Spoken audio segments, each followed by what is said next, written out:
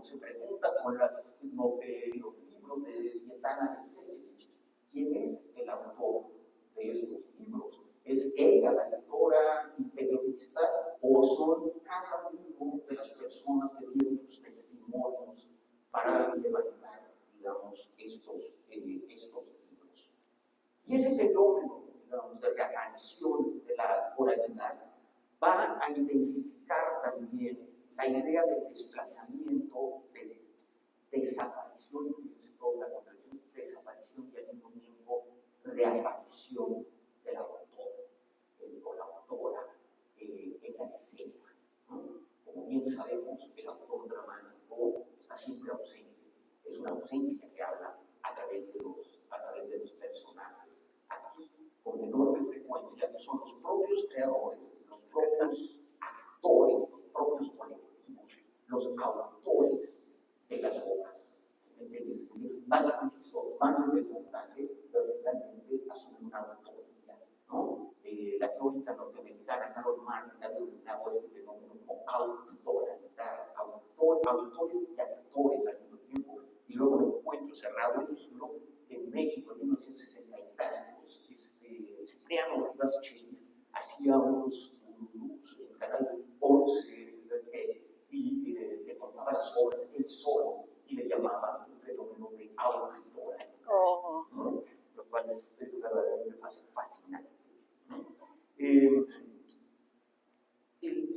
proceso de creación, yo cito el caso de Cleta, porque ahí encontré los vínculos también negados durante mucho tiempo del teatro mexicano con el teatro latinoamericano.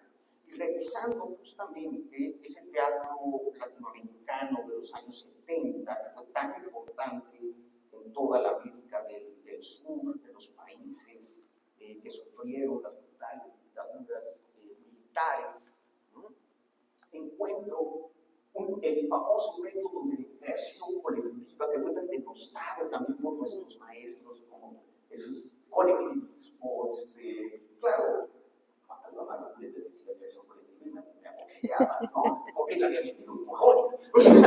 No era cualquier cosa, no hablo de cualquier cosa menos de colectivismo, ¿no? Porque eso acabó terriblemente en aquellos países. Y sin embargo, uno lee, digamos, los postulados de la Corporación Colombiana del Teatro respecto a la creación colectiva y creo que puede definir perfectamente los métodos de creación de las colectivas y los grupos contemporáneos. Decían ellos en 1960 y tantos, ¿no? 70, ¿no? Decían que el método de creación consistía en una investigación objetiva y científica en torno al tema de la obra, con el apoyo interdisciplinario, aquí lo subrayo, por eso hago el énfasis en la voz de especialistas idóneos.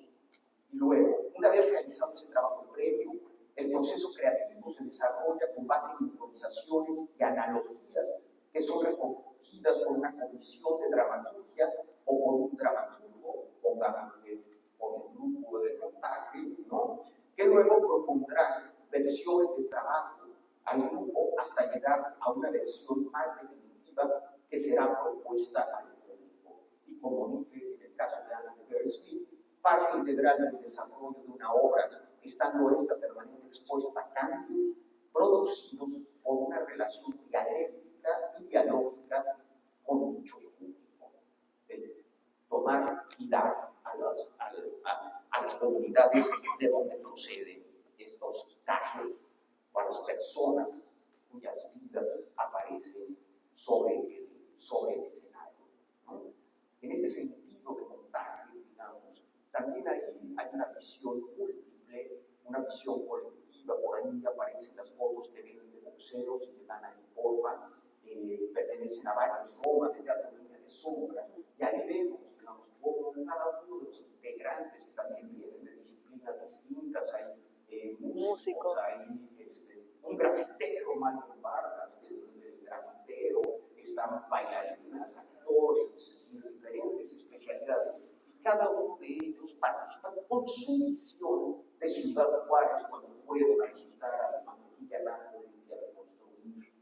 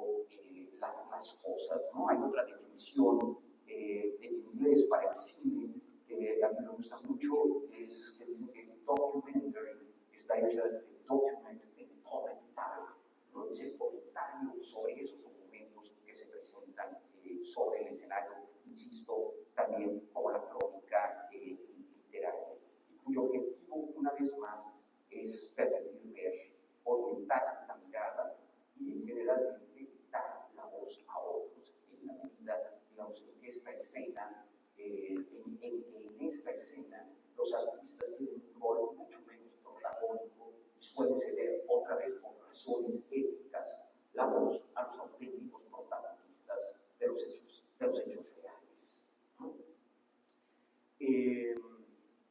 Con una característica, digamos, fundamental, y esta es una inquietud que comentábamos anoche también en la cena, decía yo con Simón y Sandra, que me preocupaba ver recientemente en la escena mexicana, no me preocupaba, ya muchas cosas me preocupan, pero que veo en la escena mexicana contemporánea un exceso de ideología y poco teatro, ¿no? Entonces, mucha retórica, bien intencionada, desde luego, ¿sí? Pero que no toma el cuerpo del teatro. Y ahí yo distingo, digamos, yo tomo la distinción que hace Walter Benjamin sobre la información y la narración. Esta escena, en sus mejores momentos, comparte, digamos, la dimensión de la información de la que habla Benjamin y la dimensión de la narración, es decir, como dice él, su amplitud de vibración. Y esos son digamos, esas son las potencias del teatro que hacen que esa información se pegue en sus espectadores y los implique también en aquello que están viendo, que les permite, digamos, no solo describir, sino también descubrir y revelar esas situaciones o a esas personas del mundo real.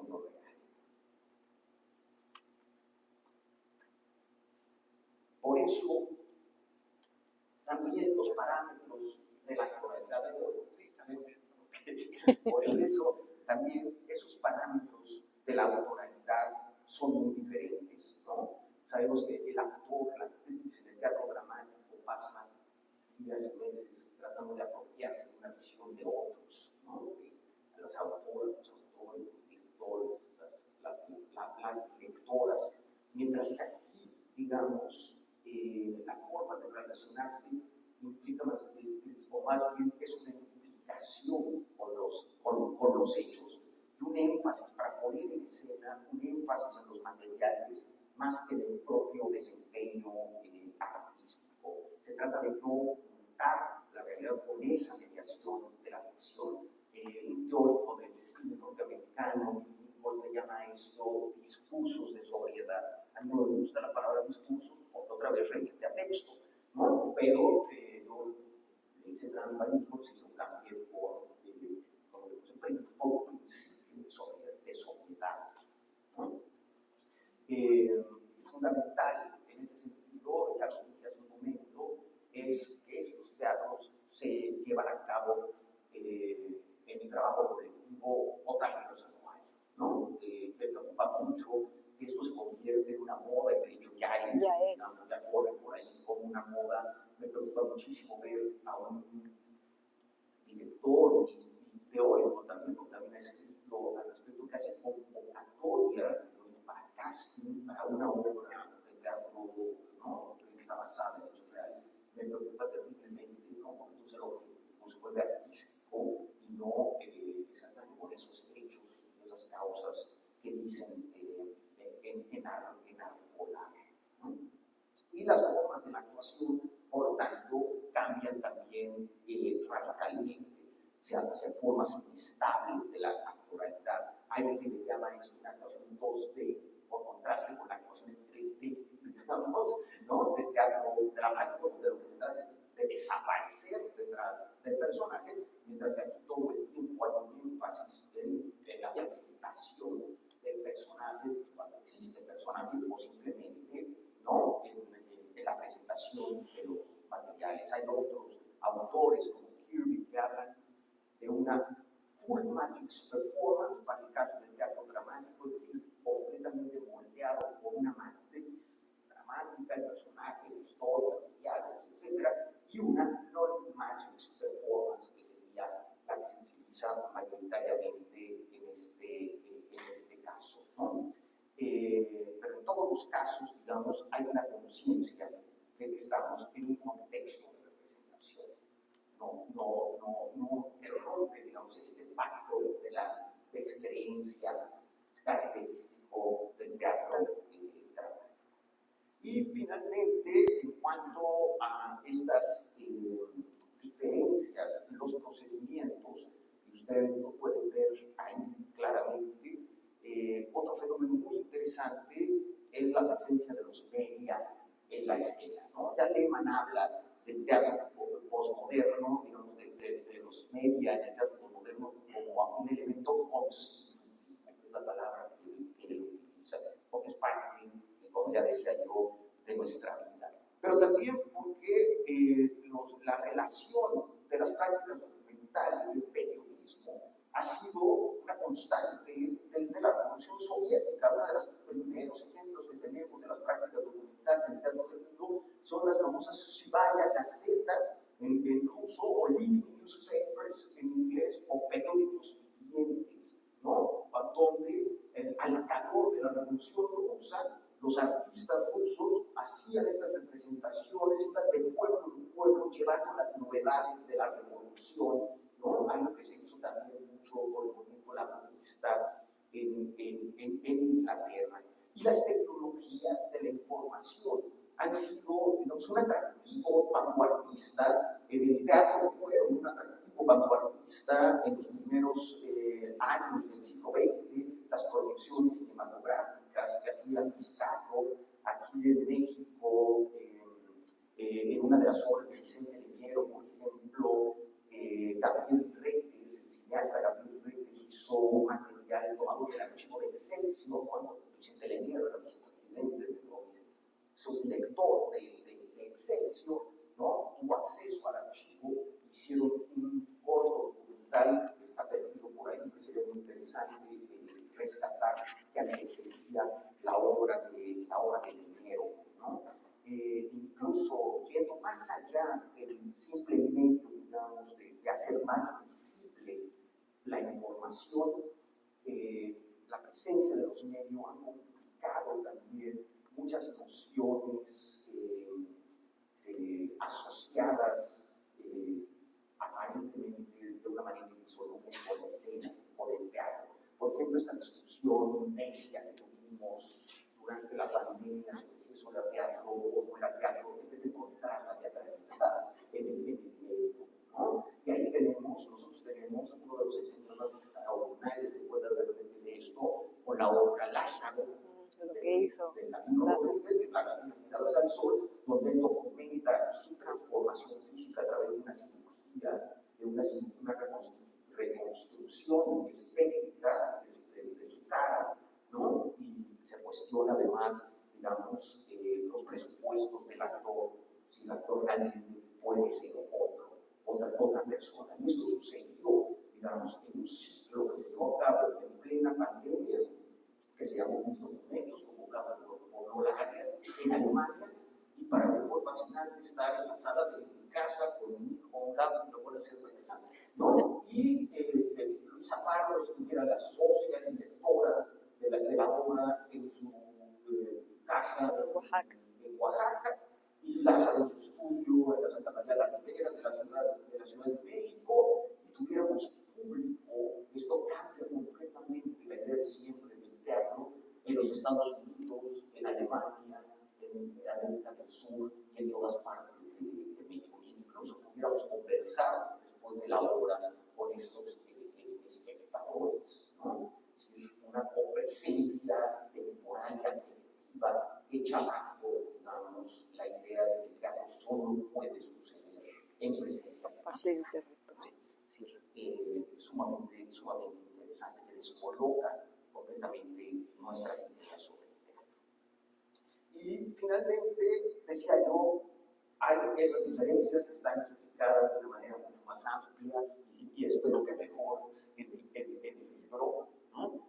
Pero coincido plenamente con Lázaro en el sentido de que el elemento trascendente y fundamental aquí es el componente ético. Y de hecho, todos esos elementos de la biología, del montaje, de la naturalidad, ¿no? Tienen, digamos, una finalidad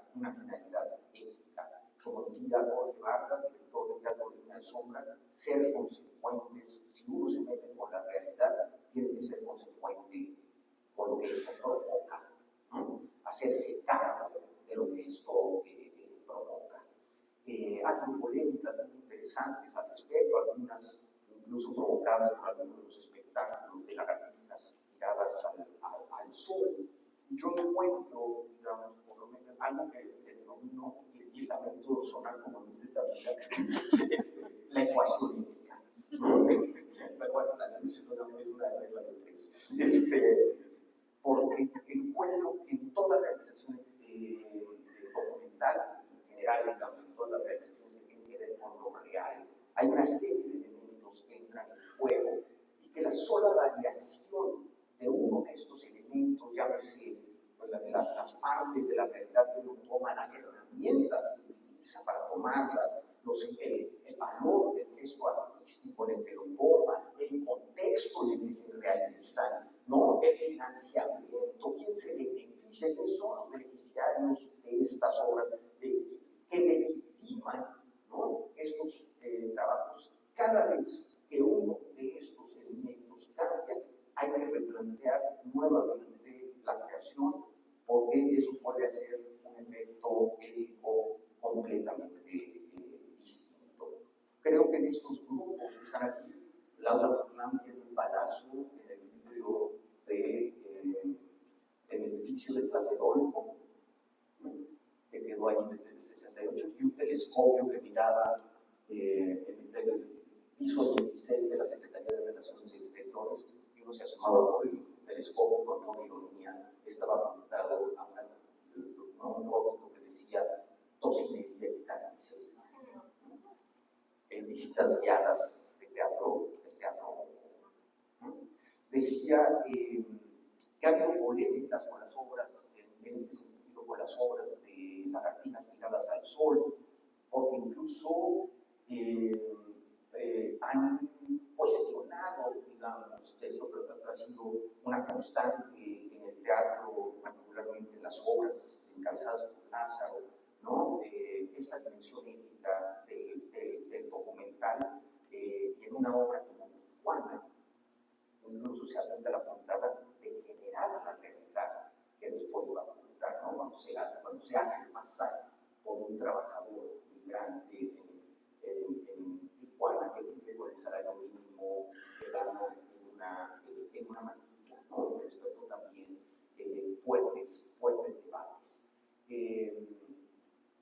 ahí algo muy interesante, bueno, mencionaré primero que la mayoría de estos grupos, y está el proyecto de Misa Pardo, y está el trabajo, digamos, de teatro línea de sombra, con las patronas, de Origón, Microscopía, en fin, varios de los grupos y de los colectivos de los que se habla en este libro, que van más allá del teatro, digamos, esa implicación con la realidad se traduce también no solamente en obras que tienen una gran eficacia artística, ¿no? Sino en otro tipo de actividades cuyo objetivo principal es un valor social y no necesariamente el artístico, ¿no?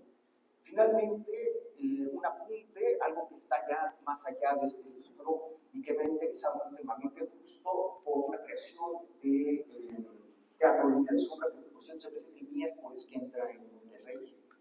Sí, las periodistas cuentan, ¿no? Claro. Una de las cosas más impresionantes en las que yo he estado, digamos, en el teatro, en cualquier parte del mundo, y que es este dispositivo donde cada noche llegan 5 o 6 periodistas, las que puedan, por sus ocupaciones y el tipo de vida que llevan, que dan cuenta de la violencia en este país, y donde el teatro realmente se retrae para dejar el espacio a la manifestación de estas periodistas, ¿no? Me parece interesante, escribí un artículo para una revista argentina y por ahí anoté algo que está apenas apuntado, quizá pueda desarrollar en otra ocasión, ¿no? Y es que frente a la crisis contemporánea de verdad implica también la manipulación de los documentos, ¿no? Las fake news, la verdad, etcétera, la desconfianza generalizada en las instituciones que eran las encargadas, digamos, de generar los documentos y que de alguna manera garantizaban la autenticidad de los documentos. El teatro mexicano, la escena mexicana, muestra dos caminos completamente divergentes, ¿no? El camino de lagartijas tiradas al sol, complejizando la noción del documento, los cruces entre ficción y realidad, entre invención y hechos fácticos, ¿no? O el caso del teatro de sombra, donde la escena se retrae, como dije, para dejar lugar al testimonio, una figura que ya no aborda un parto de la idea de documento como algo que sustituye un hecho a una persona que ya no es perceptible por los sentidos, mientras que el testimonio implica el contacto directo con esa fuente, ¿no? Y es, como diría Giorgio Agamben, ¿no? Aquello que excede al documento, el testimonio.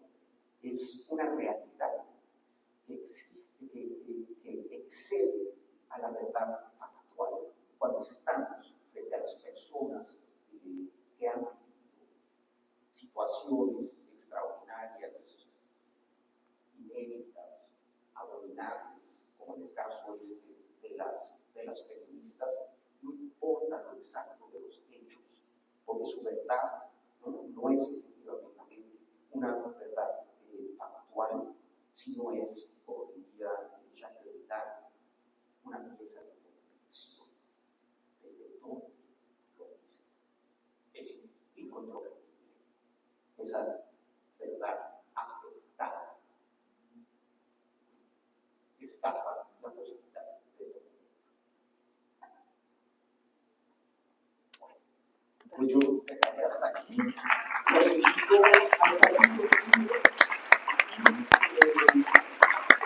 Preguntas.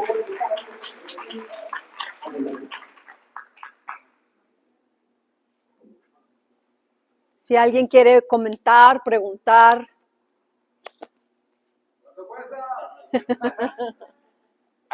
La página de la UNAM lo puedes ver, 190 pesos. Y hay poquitos, ¿eh? Yo quiero, yo también. Ya sale uno por ahí. ¿Quién da más? ¿Quién da más? ¿Quién da más? Eso, vamos a subastarlo mejor. Antes preguntas, comentarios. Tanto entusiasmo y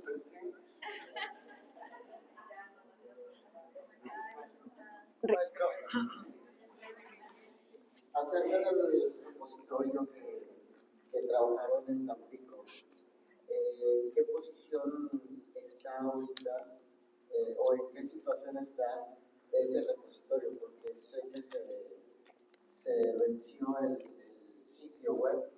Entonces, ¿cómo podemos recuperar esa información y ese trabajo que se elaboró? Justo antes de que se venciera el plazo y tal como lo dije públicamente el día que lo presentamos, ¿no? al mundo, porque es un sitio web, entonces en cualquier parte del mundo se puede ver. Ese día recuerdo que dije, y esperemos que con los cambios de administración este sitio no se pierda y que más bien sea de las personas y no de las instituciones, ¿no? que trabajamos en ello, de la comunidad, porque finalmente parte del espíritu de eso era esa pregunta: ¿somos realmente una comunidad? ¿Qué es lo que hace lo común? Y justamente con los del GUTE, seguramente usted ya lo sabe porque usted es parte de eso, me acerqué con los del GUTE, les dije está a punto de vencer, creo que es importante que como comunidad lo retomemos y volvamos a pagar el sitio. Ayer me comentaban los del GUTE que algo pasó, que se les pasó el tiempo y no se pudo pagar, pero creo que es simplemente cuestión de pagar el sitio para que vuelva a estar visible. Ayer platiqué con Musi y me dijo que lo iban a retomar ahora en el GUTE y que si todo va bien, pues en los próximos días ya otra vez estará el sitio visible. ¿Alguien más? Ahora, en lo que alguien se anima a decir algo, ahora que Ricardo está preguntando esto, Algo que no dije es que en la última parte del libro, en el tercer capítulo que se llama Inventario, ¿cierto? Inventario es también otra estrellita para el libro, porque en esta cosa tan efímera que hacemos, que es el teatro, y más efímero aún en la práctica documental, porque cada vez puede cambiar, esto queda como un registro de visibilizar a estos grupos que están haciendo esto y